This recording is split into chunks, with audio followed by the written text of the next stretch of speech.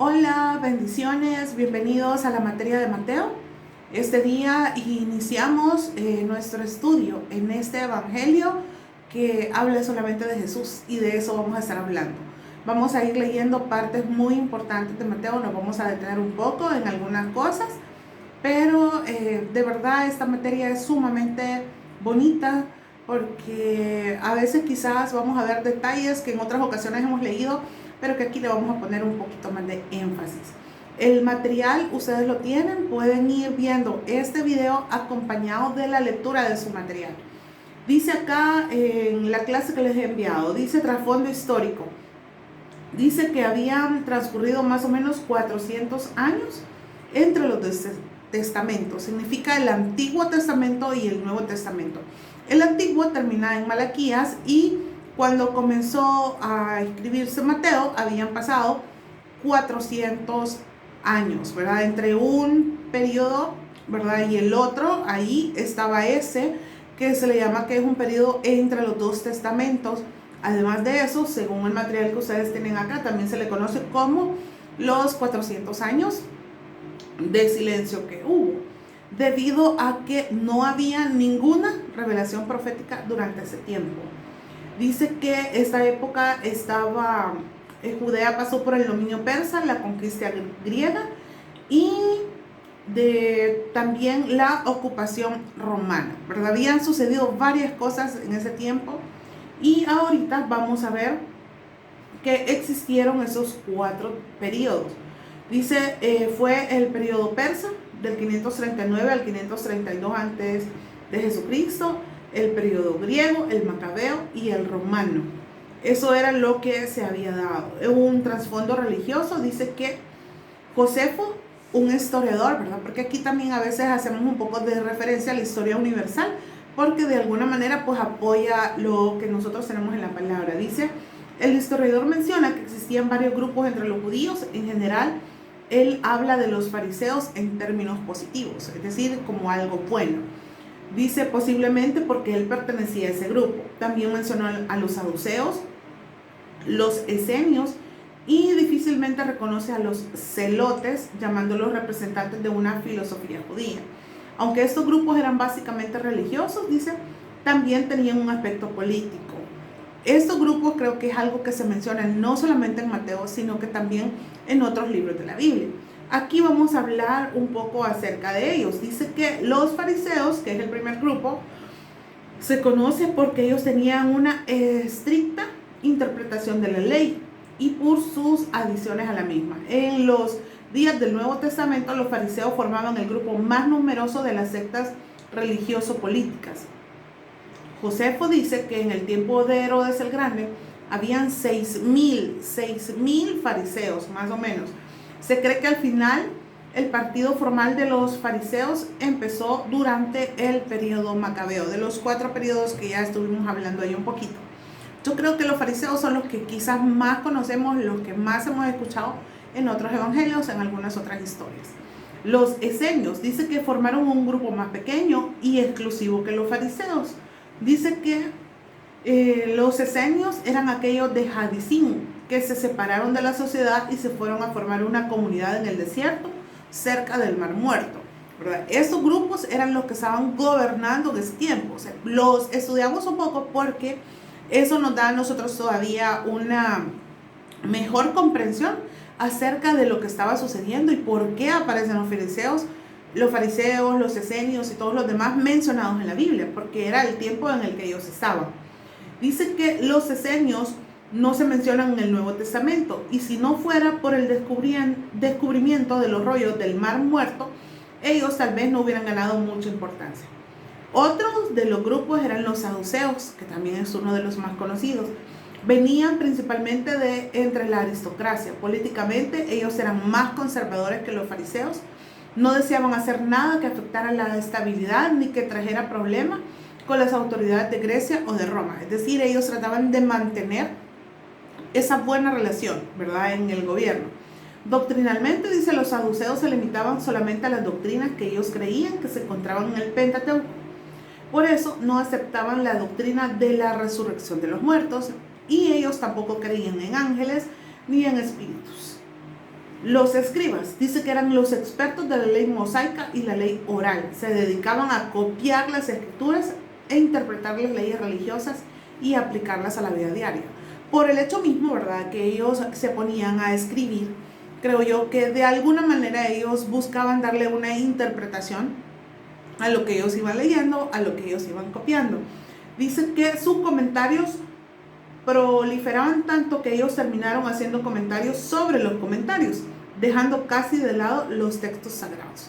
¿Qué pasaba? Alguien comentaba algo de eso, algún escriba, el otro lo comentaba y se iban por el comentario del otro y ya no se basaban al final en la escritura, que era lo principal, sino que en lo que alguien más decía. Dice que algunas personas ven a Esdras como el primer escriba. Eso lo vemos en Nehemías 12:26. Y a Sadoc como el segundo, y eso lo tenemos en Nehemías 13:13. Dice, en los tiempos de Jesús habían dos tipos de escuelas de aprendizaje donde se enseñaba lo que era el pensamiento doctrinal, dice, entre los escribas. El grupo más liberal seguía las enseñanzas de un rabí que se llamaba Hillel, que esto viene y hace mucha referencia a Gamaliel. Gamaliel es otro de los personajes que se mencionan en el libro de Hechos, que tiene mucha relación con Pablo. Luego, los más conservadores seguían al rabí Shammai. Digamos, estaban como esas dos ramas, ¿verdad?, importantes del aprendizaje. Y tenemos por último a los celotes como uno de los como más principales entre estos grupos, ¿verdad? Dice que uno de los discípulos pertenecía al grupo conocido como los celotes. En Lucas 6:15 encontramos a Simón el celote. Los celotes dice que eran los más politizados. Ellos eran los ultranacionalistas entre los judíos que odiaban a los invasores romanos y se consideraban los herederos espirituales de los macabeos. Eso hacía que los celotes creyera que eran como el grupo rebelde de esa época, digamos, algo así.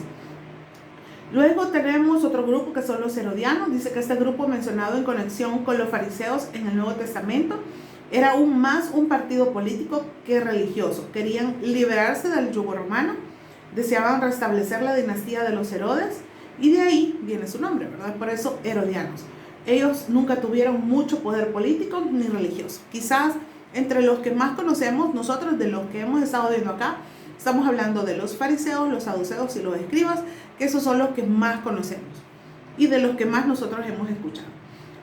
Adicional, dice, a estos grupos políticos religiosos, había entre los judíos dos instituciones que influyeron mucho en la vida del pueblo.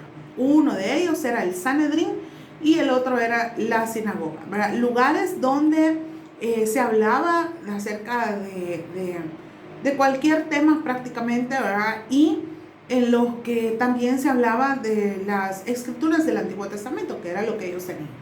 Luego tenemos un trasfondo literario donde dice que acá el hebreo era conocido porque era el idioma de los libros sagrados. Sin embargo, el idioma hablado era el arameo o un dialecto de este, que habían aprendido en más de 200 años de cautividad bajo los persas, ¿verdad? Por eso hablaban eso.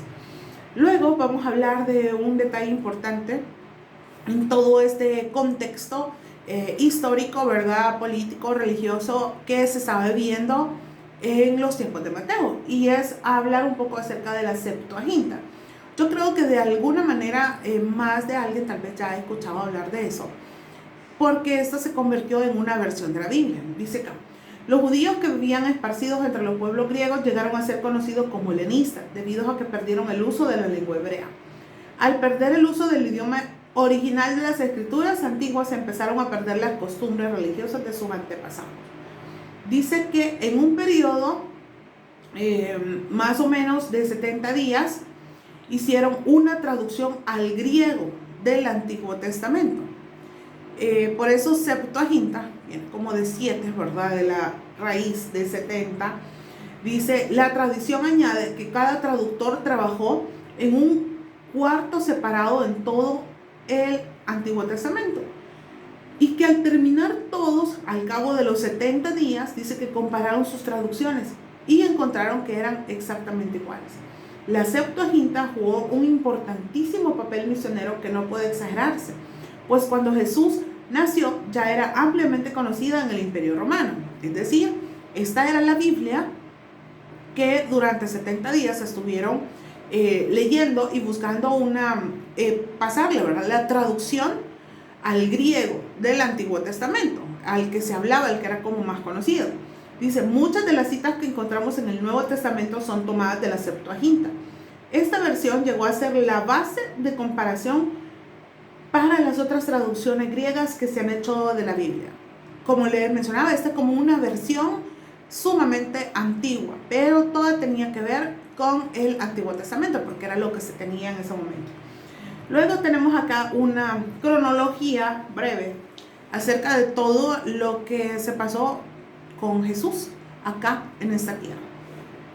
Herodes comienza a gobernar en el 37, Jesús nace, vea bien, y esto va a ser como uno de los puntos en los que quizás vamos a tener ahí un poquito de ¿cómo le digo?, de concordancia con algunos y algunos otros probablemente no, ¿verdad? Pero recordemos que no basamos en la Biblia y a veces hay aspectos históricos que nos hacen ver en qué punto de la Biblia se estaban dando, y eso nos da a nosotros la pauta para mejorar las fechas que nosotros podemos tener. Dice, Jesús nace entre el 6 y el 5 antes de Cristo. Hay una huida a Egipto en el 5 o 4 más o menos. Herodes el Grande muere en el 4. Regresó a Nazaret. Judea pasa a ser una provincia romana en el 6. Jesús visita el templo siendo niño en el más o menos 6 o 7. Tiberio César coronado emperador en el 14. Poncio Pilato nombrado gobernador en el 26. Dice que Jesús inicia su ministerio más o menos entre el 26 y el 27. Jesús escoge a sus discípulos en el 28, ¿verdad? Casi que al año siguiente.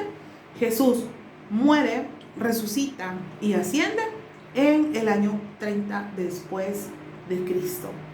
De verdad que es muy interesante poder tener ese dato así histórico como muy rápido para que podamos ver la magnitud de todos los acontecimientos que se dieron en ese tiempo. Ahora, si comenzamos nosotros a hablar un poco acerca del libro de Mateo, dice que con este Mateo, libro del Nuevo Testamento, con él comienzan las buenas noticias que el Señor Jesucristo ha traído a los pecadores. Mateo, y quizás esta es la parte más importante que nosotros tenemos que recordar, que por qué leemos Mateo, por qué estudiamos Mateo. Dice acá que Mateo presenta a la persona de Jesús como el rey legítimo de Israel y trata abundantemente acerca del tema de su reino. Cristo es el rey prometido a la nación de Israel y el cumplimiento de las profecías del Antiguo Testamento.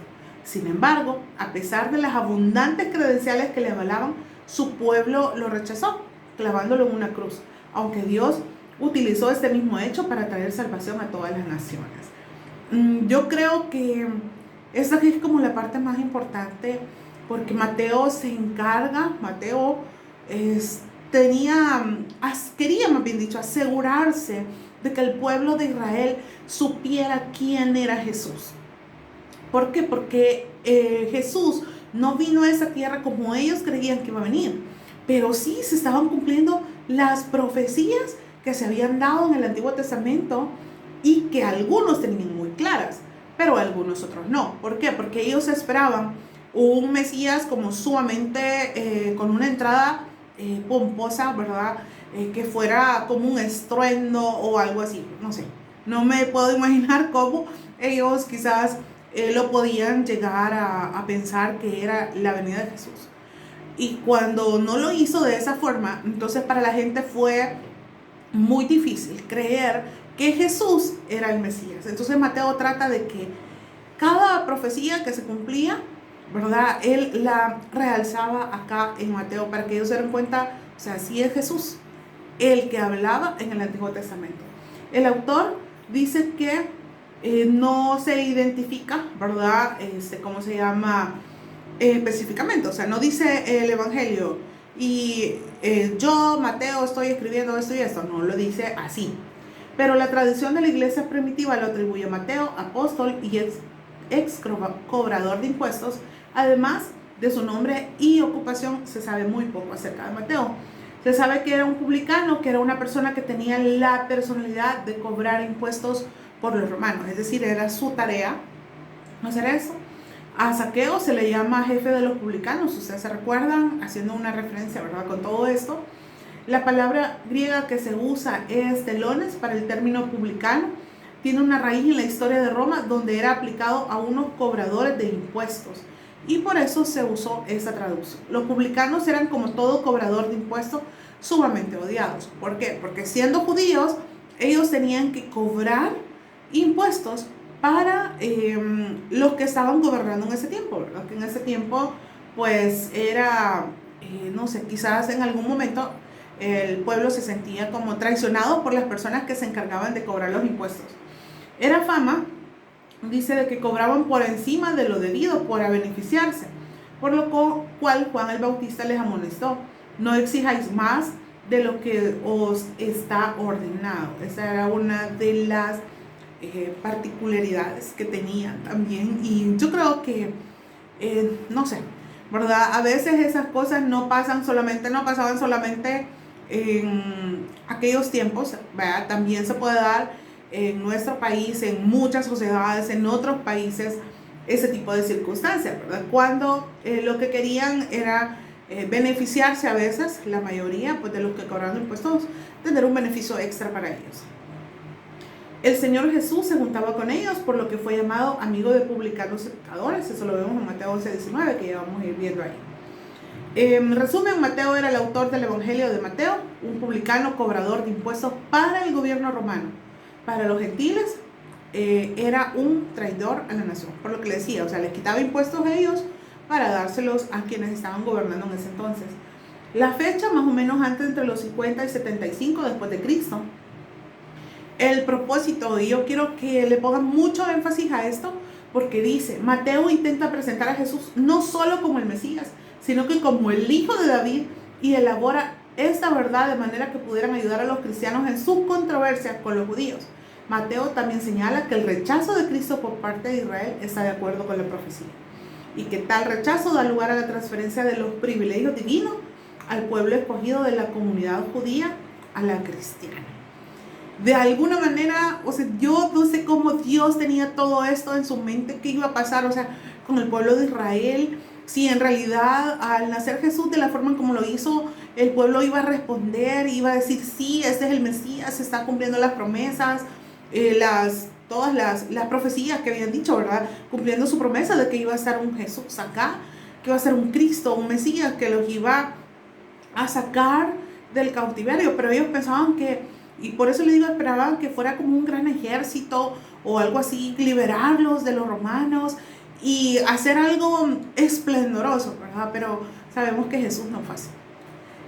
Lo de Jesús fue diferente, pero Mateo trata y lo intenta, y de verdad los judíos como no tienen excusa para decir, no, nunca vimos, nunca comparamos esta profecía con lo que estaba pasando en el momento, porque Mateo sí lo hace.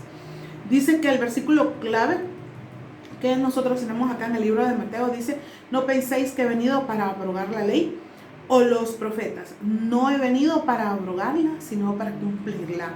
Él les estaba diciendo, yo estoy aquí, ¿verdad? Porque sí la voy a cumplir. Y en realidad Jesús fue 100% hombre. Él cumplió con cada cosa que se le pedía, que se le exigía al pueblo en ese momento. Él lo hizo. Y por eso le dice, yo no he venido para eso, sino que vengo para cumplirle. Hay tres características peculiares de este libro de Mateo, y es que está lleno de lenguaje mesiánico, porque dice hijo de David, aparece por todo el Evangelio, y las referencias del Antiguo Testamento son, oiga bien, 53 alusiones y 76 referencias. Significa que él quería mostrarles que Jesús era el rey que ellos estaban esperando. La organización del Evangelio de Mateo deja al descubierto un toque artístico. Comienza con un prólogo muy apropiado de los capítulos 1 al 2, termina con un epílogo que llega a la reflexión en el 28, ¿verdad? Que es el último capítulo que tenemos. El resto del libro se entreteje alrededor de 5 discursos en donde enseña lo fundamental. ¿Qué era lo fundamental? El Sermón del Monte, un discurso misionero en el capítulo 10, las parábolas del reino en el 13, un discurso de Mateo donde se enseñan las relaciones personales y la comunión que debe prevalecer dentro del reino en el 18, un discurso escatológico que lo vemos en los capítulos 24, 25. Y aquí es donde se destaca, dice acá, el desenlace de todo el proceso del reino en la segunda venida de Cristo. Luego acá ustedes van a encontrar un cuadrito donde hay una estructura de Mateo. ¿Qué significa eso? Donde hay un tema y a lo que se hace referencia. Por ejemplo, en el 1.1 se habla del anuncio de un rey. Estamos hablando siempre del hijo de David, donde nace el rey. En el 2, el nacimiento del rey. Y así sucesivamente por cada capítulo. Son como los temas principales que tenemos nosotros distribuidos en todo el libro de Mateo. Concluimos que dice que todo el evangelio destaca que Jesús es Emmanuel, Dios con nosotros. Las enseñanzas de Jesús en el evangelio de Mateo llaman a la obediencia y denuncian la simulación y la hipocresía en la vida personal y comunitaria. Jesús fue alguien que les hablaba sumamente claro, porque ellos sabían que Jesús era, de dónde había descendido Jesús, sabían muchas cosas de Jesús. Entonces, porque sabían que de alguna manera, aunque él fuera un ser humano, porque ellos quizás, como le digo, siempre hubieran querido verlo como esplendoroso, como no sé, como alguien que de verdad mostraba una autoridad física, o sea, que se notara como un poder o algo así. Eso era, me imagino yo, que era lo que querían los judíos. Dice, el libro también dirige a la iglesia un fuerte llamado a la obra misionera, la proclamación de las buenas nuevas a todos los pueblos. Los discípulos de Cristo deben aprender a vivir en medio de la tensión de dos épocas. La presente, del cumplimiento en la persona de Jesús, en sus palabras, obras y a través de la iglesia. Y la venidera. Esto es la consumación de todas las cosas, ¿verdad?